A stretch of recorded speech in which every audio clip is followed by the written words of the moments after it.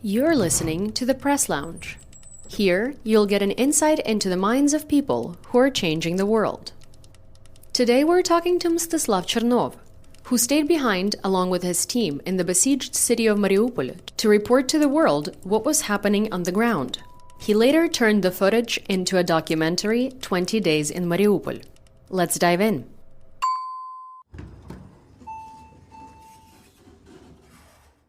My name is Mstyslav Chernov. I'm a Ukrainian film director and a journalist for Associated Press. I am an author of documentary film 20 Days in Mariupol.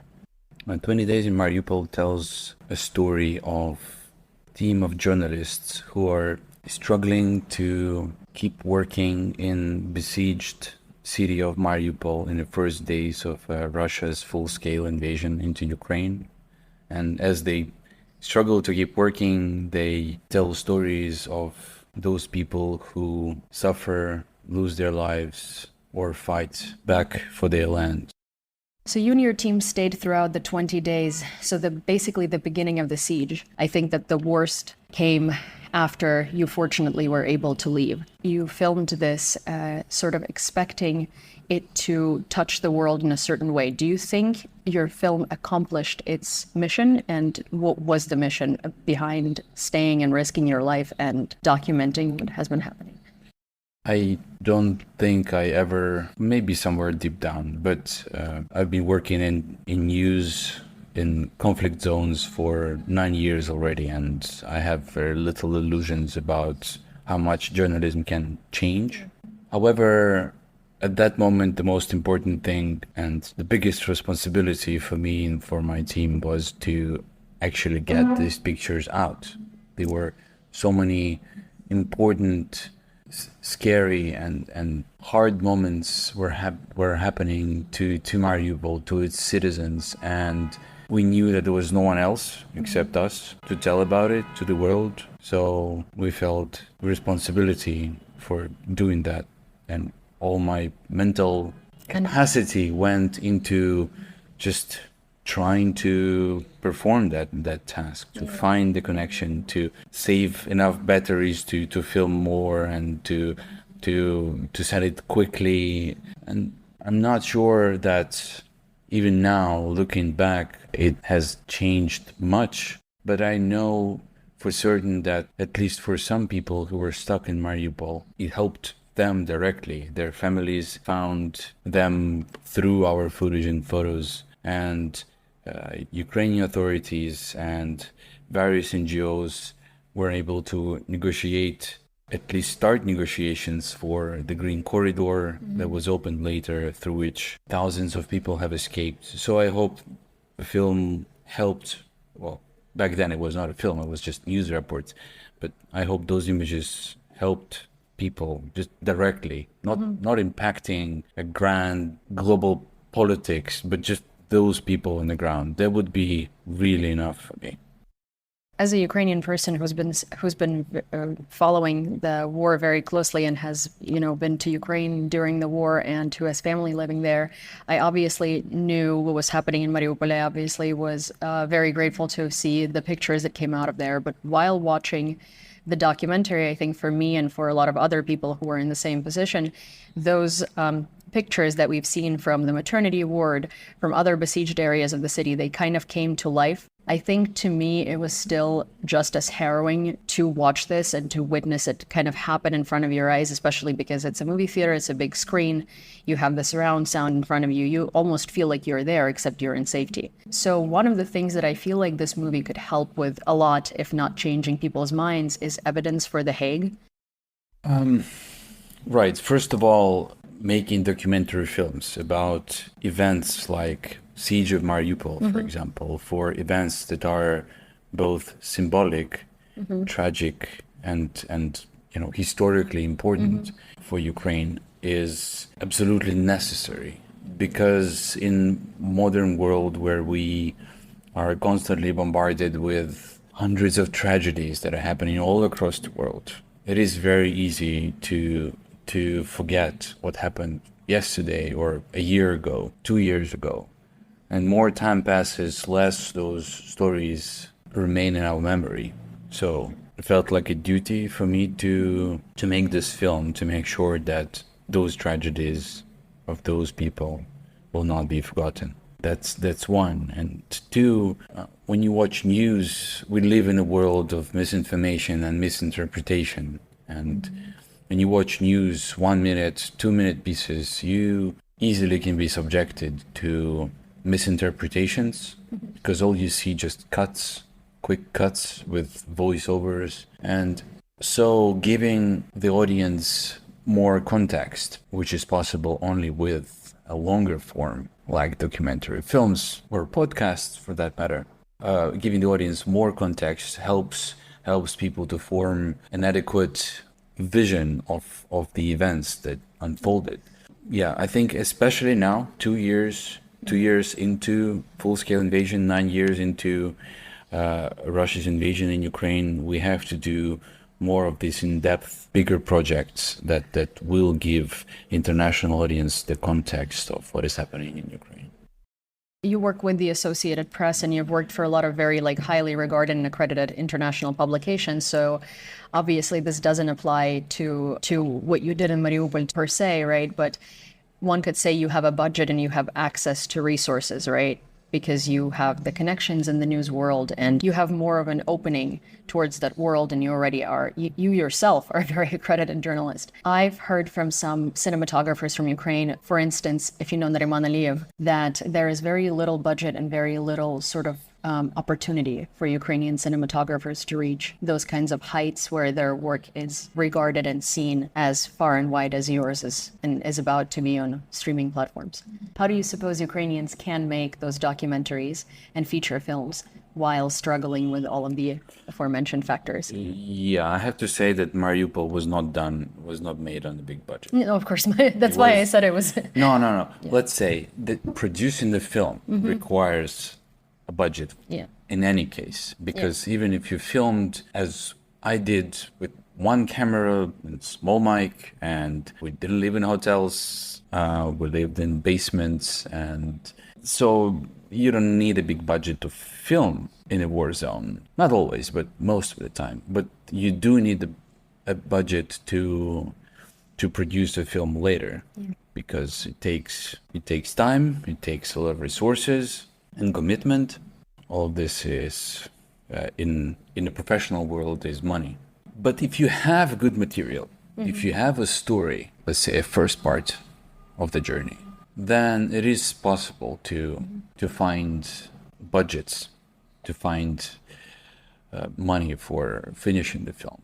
First of all, it's a general problem of documentary world right now. In recent year, there has been a decline in the demand from the studios, but that's probably going to change. And what's interesting and what I'm hearing from some of the producers I meet on the way, as I am presenting 20 days in Mariupol across the States and in Europe, I hear that they are actually quite surprised of how little Ukrainian documentaries are being made right now in Ukraine.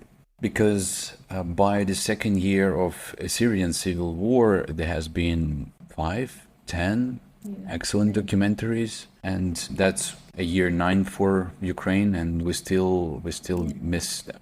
So I think it's a hard question, because there are many mixed reasons. First reason is Ukrainian documentary language, vision is not yet fully formed, and there is something that Ukrainian Ministry of Culture, Ukrainian directors and public has to work on, because now it's a good time to create this language and to present it to the world. The second is the overall crisis, documentaries in the world. And the third is, the world is quickly shifting and we have to react quickly. You narrated the whole documentary as if you were reliving it again and as if you were there. How was that sort of for you mentally and to do? Because it must have, I understand that you've been through a fair share of really pardon my French, crappy situations in your life when it comes to frontline reporting, right? But I don't think that anyone has really seen anything like Mariupol and what has been going on in Mariupol, and you were like in the midst of that, and then you had to do it again and relive it again to show the world what it was really like. It hit me the hardest when we started editing, and partially that happened because at that time I was in Kharkiv, in my hometown, and it was heavily bombarded. And a house where I lived as a student for 5 years was hit. It was very, very personal, very painful, and it was very painful to see this horrible deja vu that was happening. Kharkiv was not surrounded, but it was heavily bombarded, and there was a possibility that it will be surrounded, so it will live through the same events that Mariupol did. So as I was filming during the day, I was coming back in the evening and connecting over Zoom with our editor, Michelle Meissner. She was in Boston at that time, so we kept editing through the night. And at that moment, I think it was the most devastating, because I relived Mariupol over and over, every second of it. And I was living through what was happening to my hometown. So yeah, I almost mentally collapsed at that point. But I think as journalists, we are generally very privileged comparing to those people who we film and whose stories we tell. Not only because we make a choice of living through these traumatic events, and those people whose stories we show, they didn't make this choice. Also, somewhere in the back of our heads, we have this understanding of the meaning of everything we're going through.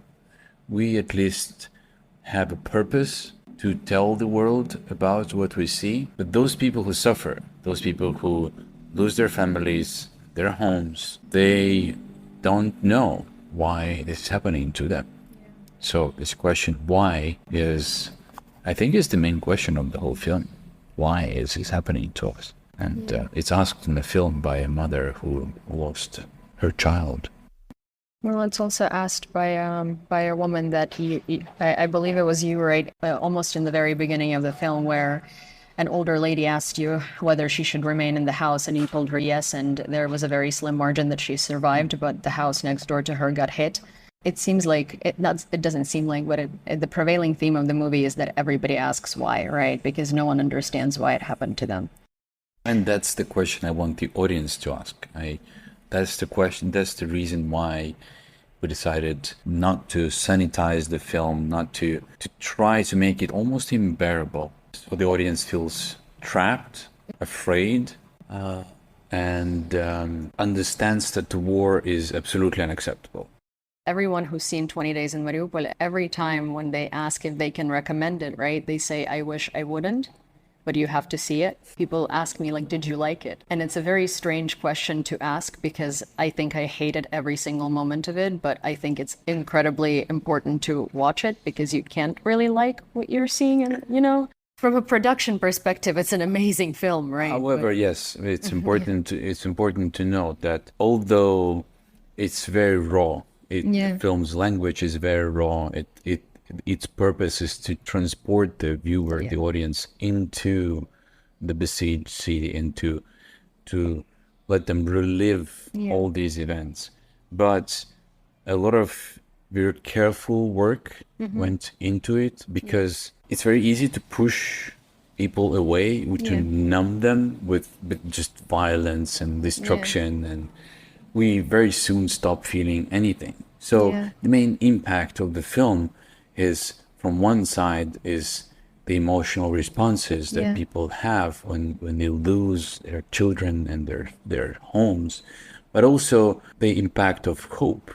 You never see people alone. You never see people in grief alone. There is always someone near. There is always someone to support, whether it's a doctor or a neighbor or a volunteer or a policeman or a journalist. And I think that's an important feeling that every single person walks out of the cinema with when they finish seeing a film: the hope and the resilience. I'm very glad that you pointed it out because it's not gory. Like the movie is not gory in a way where there is lots of violence, but it's violence inflicted sort of everywhere around you. It's not a Quentin Tarantino movie, but a documentary. It's if I may say so, but it is very emotionally impactful. Like I think there is not a single person that can come out of a movie theater and not feel for the people and not feel the rage that every Ukrainian person felt when this was happening. Which brings me to, have you received communication, because I'm sure people email you and people try to like reach out to you or to your team, from someone who didn't quite believe or didn't quite know what to think about this, right? And who watched your movie and it changed their perspective, because I'm sure there has to be thousands of people like that. Never received the message that film changed their perspective on the Russia's invasion in Ukraine. I think it wasn't seen enough yet by people who are responsible for it and by people who support this invasion. I wish they would see it, and probably they will someday. It will be available, so whenever they want, they can. But I heard from the audience that first it changed their perspective on how they watch news. They know there is much more to the news than they just see on a screen now. It changed for many people, it changed a lot the understanding of how misinformation and propaganda works, because that's one of the important themes of the film, which we tried to show. We all exist in bubbles, information bubbles, and we rarely touch, let's say, the bubbles that have opposite thoughts to ours. And film does that. Film, without judgment, without emotional, without imposing any emotions on the audience or making or giving any opinions to the audience, it still gives them enough information to see what is like, to see the event that you just witnessed, and you know how it's unfolded from a very different, let's say, an opposite perspective, and how frustrating that might be. So that is something that we really wanted to show in a film, and I think we succeeded. I think you did as well. I really appreciate it, actually, through the parts of the bombing and the parts of like these, because there are moments from the siege of Mariupol that everybody who has been following the events in Ukraine knows, right? Like the bombing of the maternity ward. And I did appreciate a lot that you gave context to what was being reported about this, and especially reported on the other side, and how it was being portrayed by Russia, and these harrowing events for Ukrainians and for the city that were being inflicted on them by aviation and by all of these like Russian artillery and tanks were being portrayed as somewhat something they did to themselves, right? As some sort of a liberation of the city, while you are in this liberation, and clearly it's just a massacre. But also, I tried to include all kinds of responses of people with different opinions, with different views on what is happening, and different reactions on camera and on journalists. That was also an important, let's say, important editorial decision to do that, to keep the balance, because as long as you keep the balance, you have trust of the audience. I think you were in one of the basements, and you asked who is bombing the city, and there were quite a few people who didn't know what to answer. They thought Ukrainians might have been bombing the city because that's what they've heard on their like Russian-speaking news. And the people who have gone through these airstrikes, right, who have seen everything that probably you have seen and more, because they clearly stayed throughout the entire siege of the city, think that there are Nazis in Ukraine, and that somehow topples what had been done to them by Russia and continues to be done to them today. Because if, obviously Mariupol, based on the footage that we're seeing from the people who stay there through like various Telegram channels, it's not being taken care of, right? And those people think that somehow it's okay because there are Nazis in Ukraine that they were saved from. How does that make you feel, having gone through all of it? I don't really feel anything about it. People have their opinions, they have rights to make their own judgments, and we have no information on on the circumstances under which these people had formed their judgments. All we know is that every single person who was in Mariupol, who stayed in Mariupol or left Mariupol, was in such a vulnerable state of fear, of panic, desperation, that in this state of mind, people can be like susceptible to suggesting opinions. But again, it's absolutely their right to make these judgments if they wanted to. But it's the whole misinformation, misinterpretation is not surprising to me. We've seen that for so many years with so many events. In my memory, they started in 2008. I'm still young, so I remember 2008, the Russia's invasion in Georgia, and misinformation campaign that it was happening there, and everything that happened with Aleppo, then Mariupol. It's not our job to fight any of that. Our job is just to keep working. And making this film is even more important, to make sure that this film is made and seen by people. So again, they have enough context to form their opinions. You're doing a very good job at staying impartial in a situation in which one would think you would be very partial, because it's your own country and your own people, you know. So it's a skill. It's a very rare skill. How do you choose what ethically is okay to film and put out there and what isn't, right? Because you do film a lot of very their intimate moments, like the moment of the woman and her husband losing their child in the hospital. There are many layers to that. And while making this film, we had to balance a lot of important decisions, one of which was being respectful to the victims, being respectful to everyone who you see on the screen. At the same time, making sure that audience does not get false feeling that war is not that serious of a thing, and at the same time not pushing the audience away, but by excess of the violence and blood and gore. So that balance was hard to find. It took a lot of time just to and careful editing to make sure that all those rules are followed. Would you say the best way to look at it is if you think that something that's included will be more impactful to more people than be intrusive onto someone's privacy, then it's worth including? The urgency and the importance of the event that were unfolding in Mariupol for Ukraine as a country, for Ukrainians as for people who fought for their survival, and for the world that was suddenly faced with an invasion which a lot of countries did not expect and did not know how to judge or understand what is happening. The urgency and the importance of publishing everything that happened in Mariupol was immense, and I think it was the right decision to do. A lot of the world did not know that this was going to happen. A lot of Ukrainians were in denial that this was going to happen. You are very close to military action. Why did you choose Mariupol specifically?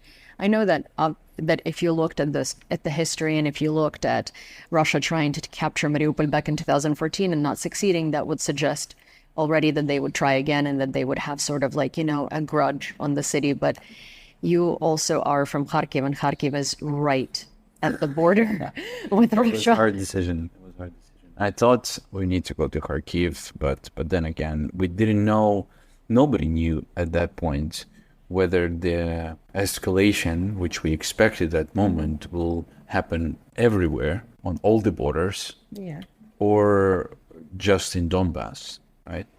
So Mariupol was the right choice, because regardless of whether it would be a full-scale invasion or another wave of de-escalation, Mariupol would be under attack.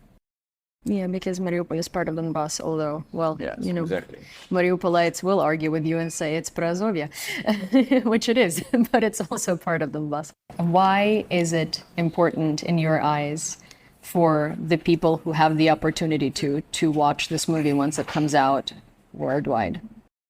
You see, here's the thing. It's very tempting to think that you're on a mission and that you need to that you need to convince someone of anything, but it's a wrong approach. I wanted as many people in the world as possible to see the film, but more, I would say, for the film to be available to see.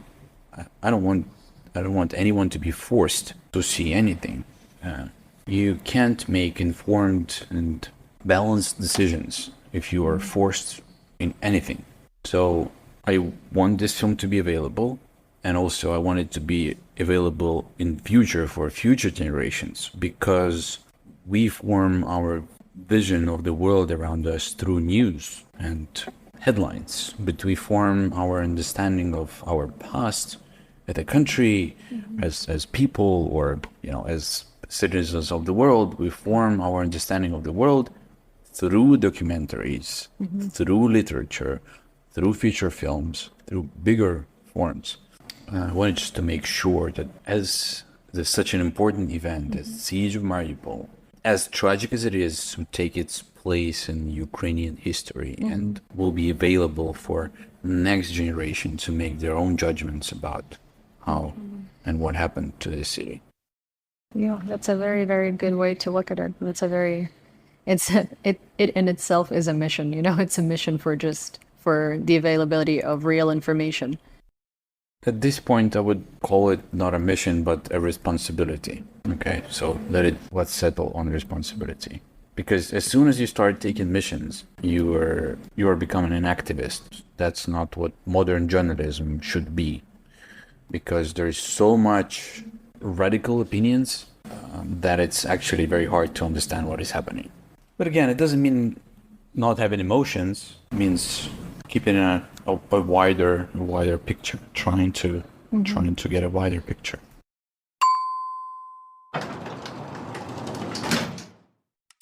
"20 Days in Mariupol, for now, is only available in select indie theaters. On November 21st, it's going to make its debut on streaming platforms in North America. We hope you give it your time. This conversation is over, but there are many more to come. To ensure that we can keep publishing these interviews, please don't forget to leave us a review and subscribe to our Substack to support our journalism. Linked in the description. It really does help. And if you have any comments or suggestions, don't hesitate to email us at info@borlingon.media. Otherwise, we'll talk next week.